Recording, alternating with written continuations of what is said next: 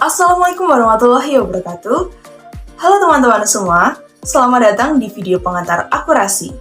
Sebelumnya perkenalkan, saya Gina Octavia dari tim akurasi akan menjelaskan materi pengantar dari akurasi. Nah, seperti yang teman-teman tahu sendiri bahwa akurasi merupakan suatu media pembelajaran yang digunakan untuk mata kuliah praktikum akuntansi. Nah, mungkin kita bisa langsung saja ke materinya.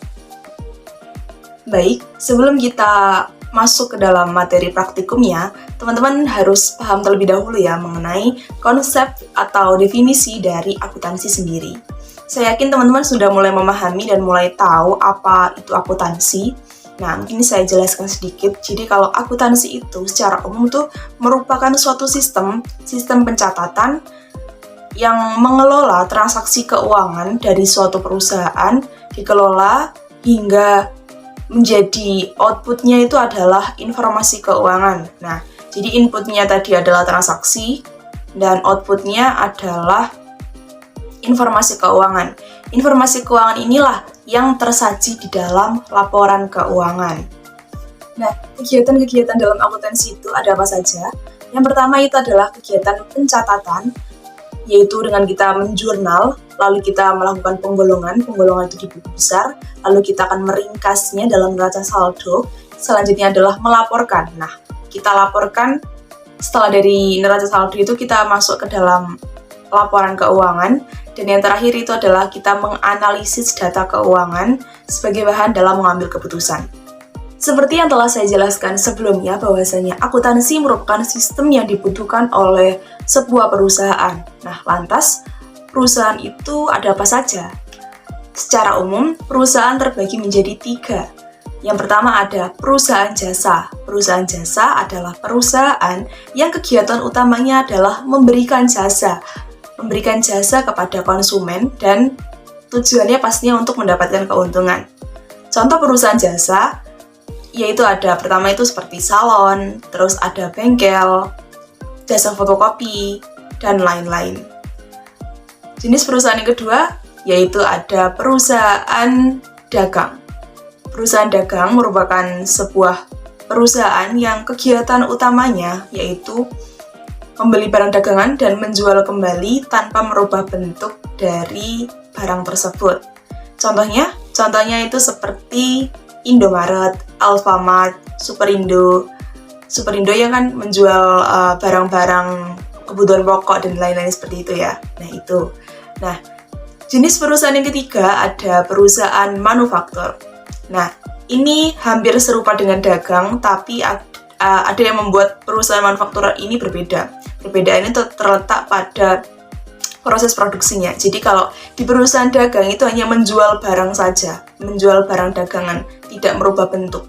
Tapi kalau di perusahaan manufaktur itu mereka melakukan produksi. Jadi kegiatan utama dari perusahaan manufaktur yaitu dengan mereka membeli bahan baku dan diproduksi sehingga akan dihasilkan barang jadi. Nah, barang jadi atau produk jadi inilah yang nantinya akan menjadi barang yang mereka perdagangkan untuk mendapatkan keuntungan. Contohnya seperti apa? Contohnya yaitu ada PT Mayora, ada Indofood, Wings Food, dan lain-lainnya. Seperti itu. Nah, jika tadi kita telah memahami bagaimana konsep dari akuntansi beserta apa saja jenis-jenis perusahaan beserta contohnya, selanjutnya kita akan memahami bagaimana siklus dari akuntansi atau bagan akuntansi. Mungkin sebelum itu teman-teman masih ada yang bingung ya, kenapa ada praktikum? Kenapa praktikum selalu identik dengan akuntansi?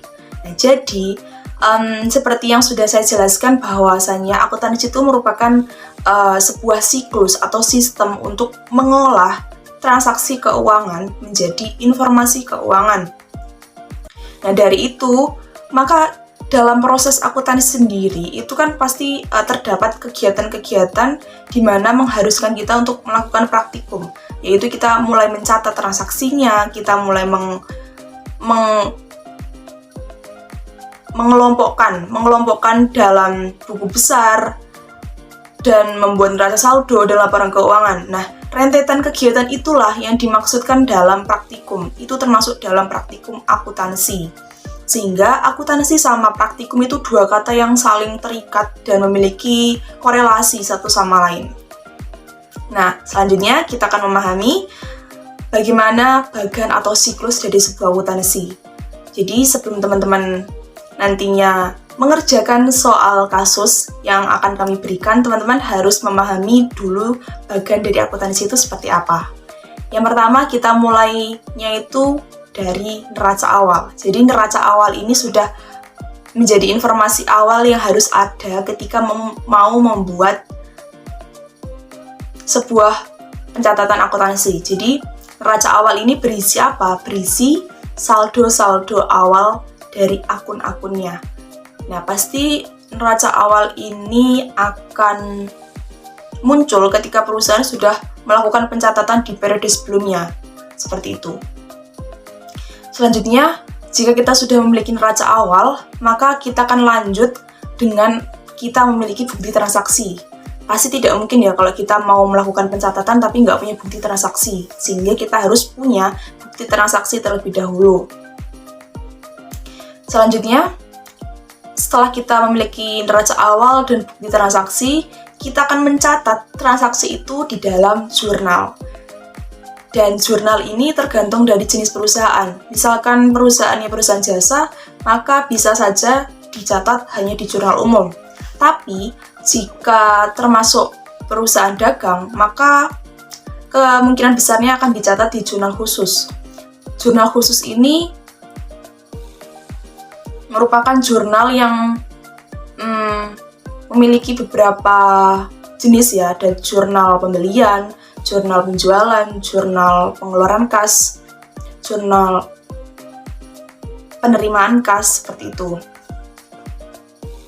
Nah, kenapa di perusahaan dagang ada jurnal khusus? Karena kan kalau transaksi dalam perusahaan dagang itu kan beragam, banyak jenisnya, sehingga untuk memudahkan kita dalam memasukkan transaksinya, maka kita plot-plotkan sesuai dengan jenis transaksi tersebut, seperti itu.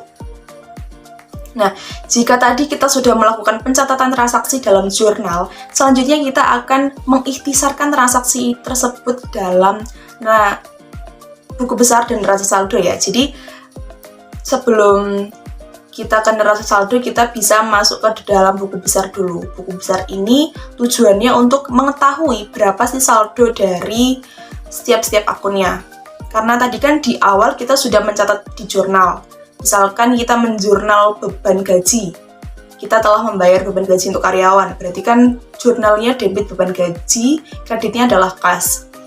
Nah, setelah itu, di transaksi setelah itu kan pastinya nanti akan ada jurnal lagi mungkin mengenai beban gaji atau mengenai akun kasnya. Oleh karena itulah dibutuhkan buku besar untuk bisa mengklasifikasikan atau menyatukan transaksi dari akun yang sama. Jadi kalau transaksi yang berkaitan dengan kas berarti masuknya buku besar kas. Dan nanti akan dikalkulasikan berapa dan akan ditemukan saldo akhir dari akun itu, dari hasil jurnalnya itu. Dan saldo itu nantinya akan masuk ke dalam neraca saldo. Nah, step selanjutnya adalah penyesuaian neraca saldo. Jika di awal tadi kita sudah mendapatkan neraca awal ya yang tadi dari periode sebelumnya atau dari bulan sebelumnya. Nah, selanjutnya kita akan menyesuaikan neraca saldo sesuai hasil dari buku besar tadi. Nah, setelah itu kita akan menghasilkan neraca saldo disesuaikan. Dan setelah kita mendapatkan neraca saldo disesuaikan, biasanya kita bisa membuat juga neraca ledger. Tapi neraca ledger ini bersifat opsional. Jadi teman-teman mungkin masih ada yang bingung apa itu neraca ledger. Nah, saya jelaskan. Jadi neraca ledger itu merupakan form yang berisi nama akun, nomor akun, lalu berisi neraca saldo neraca saldo setelah buku besar, lalu ada jurnal penyesuaian, lalu di sampingnya itu ada ikhtisar laba rugi buat laporan laba rugi dan neraca. Maksud saya neraca dari neraca laporan keuangan. Nah, Kenapa ada neraca lajur? Kenapa kita harus pakai neraca lajur? Karena itu akan memudahkan kita dalam membuat laporan keuangan. Jadi neraca lajur ini seperti bentuk kecilnya atau cara kita buat tahu nominal yang ada di laporan laba rugi dan neraca. Dengan kita buat neraca lajur, maka kita akan lebih mudah dalam menentukan terlebih dahulu berapa nominalnya. Nah, setelah kita membuat neraca lajur, kalau tidak buat juga tidak apa-apa karena itu bersifat opsional. Maka kita akan membuat, setelahnya adalah membuat laporan laba rugi. Laporan laba rugi itu berisi dengan laporan pendapatannya berapa, bebannya berapa, seperti itu. Dan dia akan dihasilkan laba atau ruginya sesuai dengan kalkulasi tersebut. Selanjutnya, setelah kita membuat laporan laba rugi, maka laporan keuangan berikutnya yang akan kita buat adalah laporan neraca atau bisa disebut laporan posisi keuangan yang menggambarkan aset, liabilitas, dan ekuitas dari sebuah perusahaan. Setelah kita buat neraca, kita juga akan membuat laporan perubahan ekuitas, lalu kita buat laporan arus kas, laporan perubahan ekuitas juga kita buat, dan yang kita buat selanjutnya itu catatan atas laporan keuangan. Nah, itulah merupakan keseluruhan dari bagan atau siklus dari akuntansi. Jadi nanti teman-teman kedepannya akan membuat atau mengikuti siklus tersebut dalam mengerjakan soal-soal kasus yang telah kami berikan. Baik, yang selanjutnya kita akan beralih ke transaksi-transaksi apa yang sering muncul dalam perusahaan jasa, dagang, maupun manufaktur. Transaksi yang pertama adalah penjualan dan pembelian. Apabila kita berada di perusahaan jasa, maka kita akan menjual jasa kita kepada konsumen. Nah, kalau misalkan kita di perusahaan dagang, maka kita menjual barang dagangan. Sedangkan kalau kita di perusahaan manufaktur, pasti kita menjual barang jadi atau produk jadi kepada konsumen. Seperti itu pasti penjualan dan pembelian itu selalu ada dalam setiap perusahaan, karena itu merupakan bagian dari kegiatan usaha mereka. Selanjutnya, transaksi yang sering muncul yaitu ada retur dan potongan. Nah, apa itu? Nah, jadi kalau retur itu merupakan pengembalian. Jadi dari penjual itu akan memberikan fasilitas berupa pengembalian barang yang misalkan barang itu ternyata saat dibeli itu kurang sesuai dengan keinginan atau kurang sesuai dengan kesepakatan yang telah kita buat. Konsekuensinya maka harus dikembalikan ya. Jadi sesuai dengan konsep dari retur sendiri, maka itu akan ada di perusahaan dagang dan juga perusahaan manufaktur. Itu kalau retur. Nah, kalau potongan, nah seperti yang kita tahu potongan itu pasti identik dengan diskon.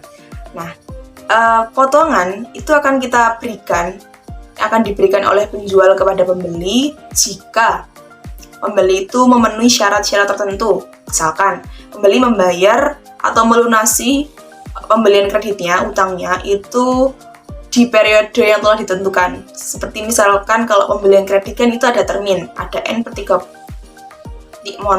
Terminnya itu biasanya ada 2/10, N/30. Nah, 2/10 itu kan artinya dia akan mendapatkan diskon 2% ketika dia membayar atau melunasi utangnya dalam jangka waktu 10 hari setelah transaksi pembelian. Nah, itulah kalau misalkan dia melaksanakan syarat itu, dia akan mendapatkan potongan atau diskon. Seperti itu. Selanjutnya kita akan beralih ke transaksi yang paling sering lainnya, yaitu ada pembayaran sewa dan iklan. Nah, ini mungkin akan terjadi jika perusahaan atau usahanya itu sudah besar sehingga membutuhkan iklan, sudah memiliki dana untuk melakukan promosi. Dan untuk sewa sendiri itu pasti berlaku untuk perusahaan yang tidak memiliki gedung atau bangunan sendiri, jadi menyewa kepada orang lain atau mengontrak. Nah, selanjutnya ada transaksi penyusutan. Nah, penyusutan ini apa maksudnya?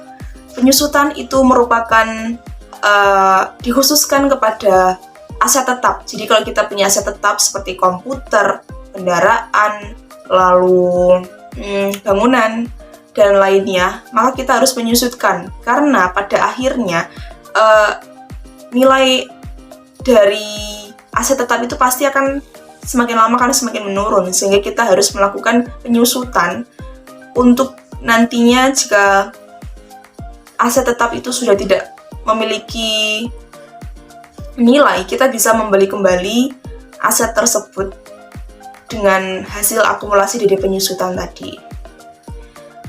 Nah, transaksi yang sering muncul terakhir itu ada pembayaran gaji. Pastinya pembayaran gaji itu akan relate dengan perusahaan yang telah memiliki karyawan. Nah, materi selanjutnya adalah laporan keuangan. Sudah saya singgung sebelumnya ya, laporan keuangan di siklus atau bagian dari akuntansi. Sekarang saya mungkin akan menjelaskan sedikit lebih lengkap dari yang tadi. Jadi, berdasarkan PSAK 1, komponen laporan keuangan itu terdiri dari 5 jenis. Apa saja? Yang pertama adalah laporan posisi keuangan atau bisa disebut juga neraca.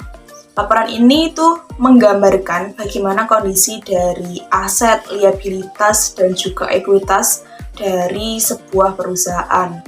Nah, biasanya laporan posisi keuangan itu bisa digunakan untuk investor untuk mempertimbangkan posisi atau kondisi likuiditas dari sebuah perusahaan, sehingga nantinya mereka akan dapat memutuskan apakah mereka akan menginvestasikan dana mereka ke perusahaan itu atau tidak, seperti itu.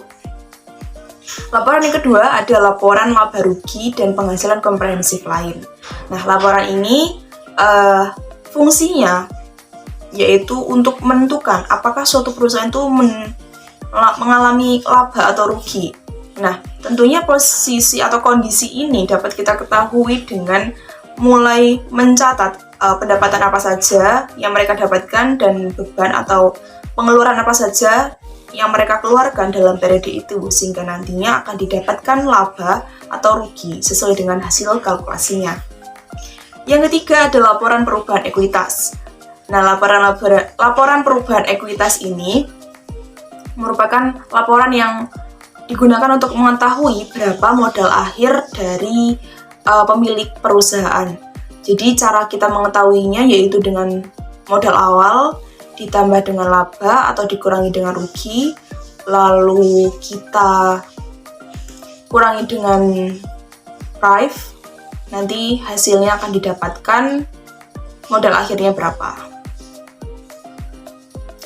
Selanjutnya adalah laporan arus kas. Nah, laporan arus kas itu merupakan laporan yang digunakan untuk mengetahui arus kas dari sebuah perusahaan. Nah, dalam arus kas sendiri itu terdiri dari 3 kegiatan. Jadi substansi dari laporan arus kas itu terdiri dari 3 kegiatan. Ada kegiatan investasi, kegiatan operasi, dan kegiatan pendanaan. Jadi setiap pengeluaran yang kita keluarkan dengan kas pastinya itu harus kita klasifikasikan akan masuk di kegiatan yang mana, seperti itu. Selanjutnya adalah yang terakhir itu ada catatan atas laporan keuangan atau bisa disebut CALK. Nah, laporan ini tuh bersifat opsional juga bagi perusahaan. Jikalau memang ada informasi yang sekiranya tidak bisa dimasukkan di laporan-laporan lainnya sebelumnya, itu bisa dimasukkan di CALK. Contohnya, misalkan perusahaan itu melakukan perubahan kebijakan, estimasi, atau metode, maka perusahaan bisa mencantumkan informasi tersebut di catatan atas laporan keuangan. Nah, berdasarkan penjelasan saya yang cukup panjang tadi ya, maka dapat kita simpulkan mengenai bagaimana perbedaan dari perusahaan jasa, dagang, dan juga manufaktur. Nah, jadi ketiga perusahaan itu memiliki perbedaan yang dapat kita lihat. Yang pertama itu ada kegiatan usaha yang mereka jalani. Jadi, kalau misalkan perusahaan jasa, pasti ya usaha pokoknya itu adalah menjual jasa. Tapi kalau perusahaan dagang, pasti adalah menjual barang dagangan dan tanpa mengubah bentuk dari barang tersebut. Selanjutnya, kalau misalkan perusahaan manufaktur, pasti usaha pokoknya adalah mengolah bahan baku menjadi produk jadi dan menjualnya. Selanjutnya perbedaannya kalau dalam perusahaan jasa itu tidak menentukan harga pokok barang. Karena perusahaan jasa ya pasti menjual jasa, tidak menjual barang, sehingga biasanya kan tidak memerlukan untuk menghitung harga pokok tersebut. Tapi tidak menutup kemungkinan ya kalau perusahaan jasa itu juga tidak menjual barang dagangan. Yang kita bicarakan di sini adalah usaha pokoknya, biasanya seperti itu. Selanjutnya, kalau misalkan jasa tadi tidak menentukan harga pokok barang, kalau di perusahaan dagang itu pasti menentukan harga pokok. Begitu juga dengan perusahaan manufaktur.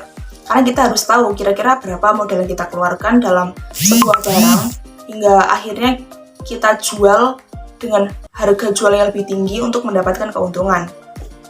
Selanjutnya, kalau misalkan di perusahaan jasa dan perusahaan dagang, itu berbeda dengan perusahaan manufaktur, karena di perusahaan jasa dan dagang, kita tidak perlu membuat laporan biaya produksi, karena kita tidak memproduksi barang. Tapi kalau di manufaktur, kita harus membuat laporan biaya produksi.